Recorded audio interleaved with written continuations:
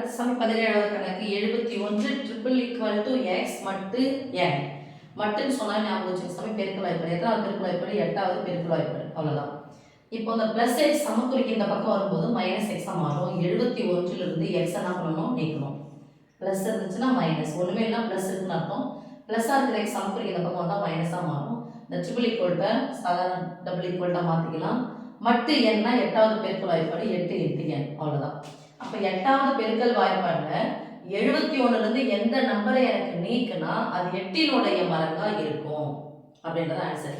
இப்போ 8ஆம் வாய்ப்பாடு நீங்கள் போட்டுக்கோங்க. 71 நீக்கணும். அதனால 71 விட எப்படி வரணும்? கம்மியாக வரும். எத்தனாவது வாய்ப்பாடு? 8வது வாய்ப்பாடு. 8ஆம் வாய்ப்பாடு எத்தனை?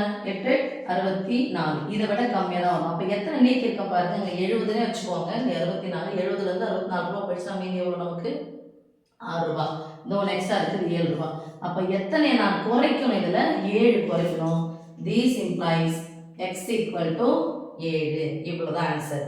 ஏன்னா 71 ட்ரிபிள் ஈக்குவல் டு எக்ஸ் மட்டு என் 8 என்ற சமன்பாட்டை நிறைவு செய்யக்கூடிய குறைந்தபட்ச மிகை முழு எக்ஸின் மதிப்பை காணும். குறைந்தபட்ச மிகை முழுக்கள் சொல்ல முழு மட்டும் தான் கொடுக்குது. எக்ஸினுடைய மதிப்பை காண்பிக்கிறாங்க.